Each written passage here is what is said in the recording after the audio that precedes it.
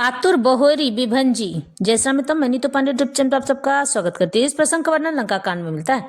इस प्रसंग में लक्ष्मण जी रावण से युद्ध करते हैं और रावण के रथ को चूर चूर कर देते हैं। आतोरी बहोरी बिभंजी स्यंदन सूत हति व्याकुल कियो, गिरियो धरनी दस्कंधर विकलतर बाण सत बेध्यो हियो, सारथी दूसर धाली रथ तो ही तुरंत लंका ले गयो, रघुवीर बंधु प्रताप पुंज बहोरी प्रभु चरण ही नयो, जहां दसानन जागी करी करे लाग कछु यज्ञ, राम विरोध विजय चसठ हठ बस अति अज्ञ, यहाँ विभीषण सब सुधि पाई सपदि जाय रघुपति सुनाई, नाथ करे रावण एक जागा सिद्ध भय नहीं मरी अभागा, पठवहु नाथ बेगी भट बंदर करहि विधंस अवदस कंधर, प्रात होत प्रभु सुभट पठाए हनुमादादि अंगद सब धाय, कौतिक कूद चढ़े कपिलंका पैठे रावण भवन असंका, यज्ञ करत जब ही सो देखा सकल कपिन भा क्रोध विशेषा, रंते नीलज भाज गृह आवा यहाँ आई बक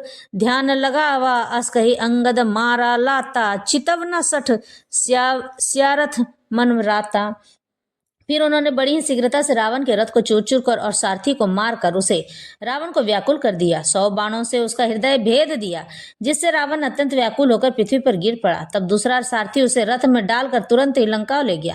प्रताप के समूह रघुवर के भाई लक्ष्मण जी ने फिर आकर प्रभु के चरणों में प्रणाम किया। वहां लंका में रावण मूर्छा से जाकर कुछ यज्ञ करने लगा। वह मूर्ख और अत्यंत अज्ञानी हठवश रघुनाथ जी से विरोध करके विजय चाहता है।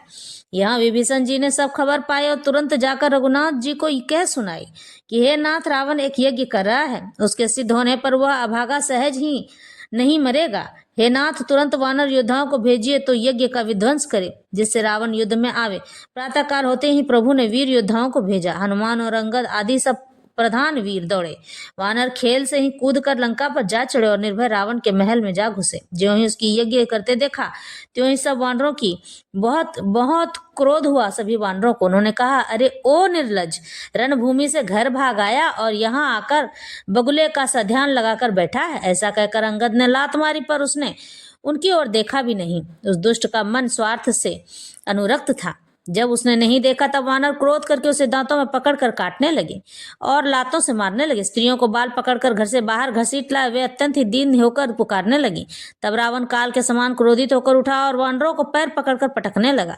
इसी बीच में वानरों ने यज्ञ विध्वंस कर डाला। यह देखकर वह मन में हारने लगा, निराश होने लगा। इस तरह से रावण यज्ञ विध्वंस करके सब चतुर वानर रघुनाथ जी के पास आ गए। तब रावण जीने की आशा छोड़कर क्रोधित होकर चला।